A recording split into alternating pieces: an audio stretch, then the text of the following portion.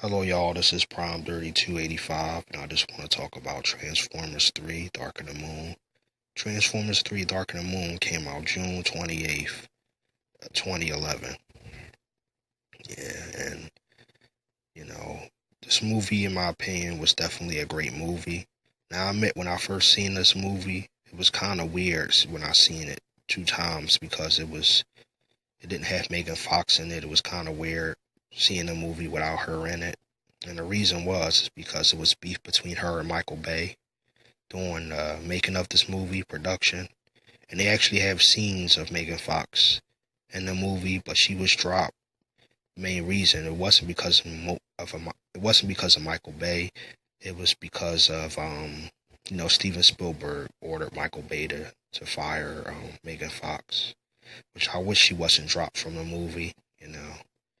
But the actress that replaced her was she was the wife of the martial artist Jason Statham in real life. She was a model like Megan Fox. She was a British model, and I really liked her character. The character she played in this movie is actually a character from the G1 cartoon. Her name, Carly. And this movie is more deeper. It's more emotional. This movie takes place on the moon. That's mostly the plot. And I love the opening of this movie. It's just so epic that you hear Optimus' voice, and he talks about the final days of Cybertron, and they show the Decepticons and Autobots battling on Cybertron, and they show the Ark leaving Cybertron, and then they show the Decepticons shoot the Ark, and this is when they show the Cybertronian spaceship, the Ark, crash land on the moon, and this is when NASA. And what I like about this movie, they show John F. Kennedy, which was really cool. And I just love how they show the music start playing, and then that's when they was saying 5, 4, 3, 2, 1, and then they show the spaceship. They show it blast off. They show the rocket. And then that's when they be on. That's when they showed them. They show them going to the moon, and that's when they land on the moon because. It was actually supposed to be something that was kept secret, and the plot of this movie is that that's mostly what takes place. The plot is what that's what it takes place. It takes place on the moon, the secrets and stuff. That's what this the main plot of this movie, the story takes place on the moon. And they showed them go inside, which was really cool. And then they show, like when they show the astronauts go inside, and when they show the Autobot bodies. And that's when the first person to step foot on the moon told Optimus the secret, because Optimus was really mad because in the beginning, that's when Lennox and his team they was trying to investigate, and then they was in Russia, and they met this Russian guy, and he was giving them scoops, but little do they know that he was being spotted by Laserbeak, the Decepticon, and you could tell he was acting funny. He was paranoid. I guess he knew he was being watched, and Lennox was trying to investigate, and they found an engine part of a Cybertronian spacecraft. And little do they know, when they found it, a Cybertronian thing with tentacles attacked them, and it tore through the building. And Optimus was coming. He was on his way. He was in his truck mode. And this was the first movie to feature Optimus with his troller. And it looks just exactly like how it looked in G1. And this is when Optimus came across Shockwave. I felt that was awesome. This movie featured Shockwave. This is when, Shockwave was a cool addition to this movie. It was a new character they introduced in the third Transformers movie, Transformers Dark of the Moon. Now, this movie came out June 28th, 2011. And I remember I got this movie on DVD. I got it the day it came out. It came out September the 3rd, 2011. It came out in September, And this movie was a great movie. It was more darker. It was more emotional. In this movie, Sam was looking for a job. His parents was pressuring him to look for a job, and he found a job. In this movie, he's all grown up. He's not in college anymore. And him and Carly is in a relationship. And Patrick Dempsey is in this movie too. He's sort of like Sam, but he's sort of like bad. And you realize that he ended up working with the Decepticons. That was the secret, he was working with, because his father also was working for the Decepticons. He told Sam that his father shut down NASA. They shut down the American space program. And he said they've been our clients ever since.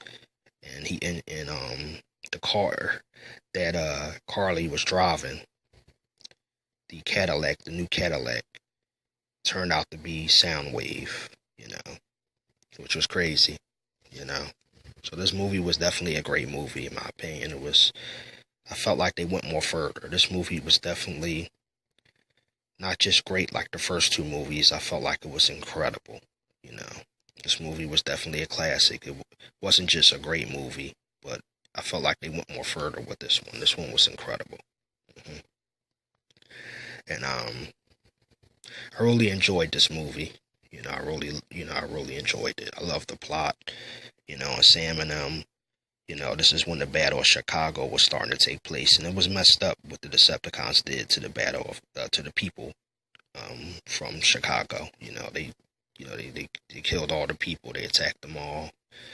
And Sentinel Prime, this is when Optimus Prime, when they went to the moon, they found Sentinel's body in the spacecraft, in the Ark.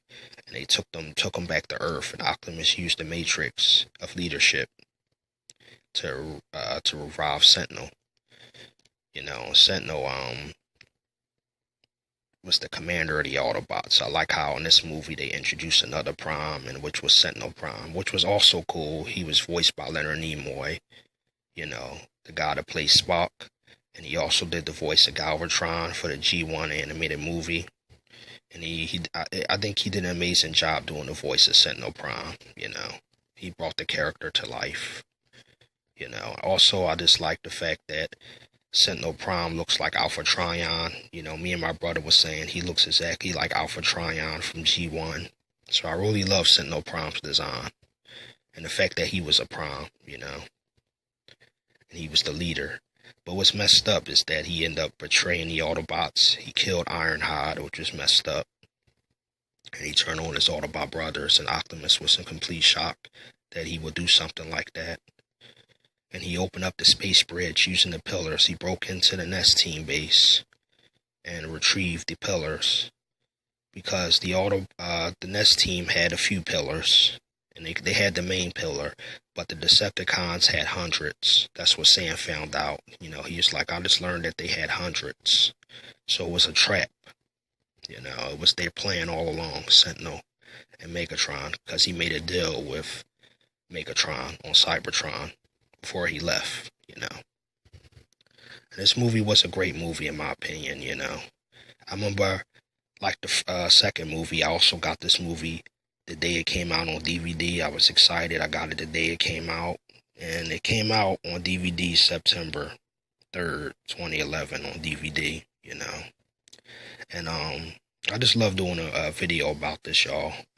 And I want to shout out to my subscribers, God bless you all, and I just want to say I just love doing reviews on especially the Transformers movies. I'm a big fan of the Transformers movies, and I really enjoyed this movie. I felt like they went more further with the plot and with the lore, and I like how they introduced more characters in this movie, like Mirage, Zeno, it was really cool. And they introduced Simmons. Agent Simmons is also in this movie. In this movie, he's rich, which is something. He became famous, yeah. But I really love this movie, I love the plot, and Sam and them. Sam wanted to save Carly, so Epps said he wanted to help, and he rounded up his Nest Team guys, and they went to Chicago. And this is when Sam realized that the Autobots were still alive. So They went in, guns blazing, the Autobots, Sam and them. Sam wasn't playing either. And they rescued Carly, and they defeated the Decepticons. They defeated Shockwave. They defeated Optimus. Defeated Sentinel. Sentinel was definitely a strong character in this movie. Because Optimus looked up to him. He was like a mentor, and Optimus felt like he couldn't trust him anymore, so he shot him twice. He killed Sentinel. And he said, "You didn't betray me. You betrayed yourself." And he shot Sentinel. And Sentinel said that, the reason why I betrayed you is because I wanted to save Cybertron, That's why I had to betray you. He says all I wanted was to, our planet to survive, And Optimus said that, I remember it was later on during they fight, he was saying, you were the one who taught me freedom is everyone's right, And the plan is what they did is they brought Cybertron to Earth atmosphere. They brought it into Earth atmosphere, and it actually looks like Cybertron, which was awesome. And then the ending fight, the battle was just so epic. Even with the first two movies, the ending battle was epic in 1 and 2. But in this movie, they even went more further. And this was a great movie. I really enjoyed Transformers 3, Dark of the Moon. I still love watching it to this day. And I want to talk more about more Transformers. I'm going to do another review later on about Transformers Age of Extinction, the 4th chapter, But I felt like this was a great closing to the trilogy, And I really enjoyed this movie, Only thing I have to say that was sort of sad, I was a little down about, is that, the fact that Megan Fox wasn't in this movie. And also I found out after this movie that Shia LaBeouf wasn't going to come back and play Sam. So they end up, for the next movie, they end up getting another cast, another male leading cast, So, yeah, I just want to make this video, y'all. And I just want to say God bless y'all. And, this is my review on Transformers Dark of the Moon. And I really enjoyed this movie. First time I seen this movie, it was in 3D. I seen it with my brother and my mom. And this was the first movie that was actually featured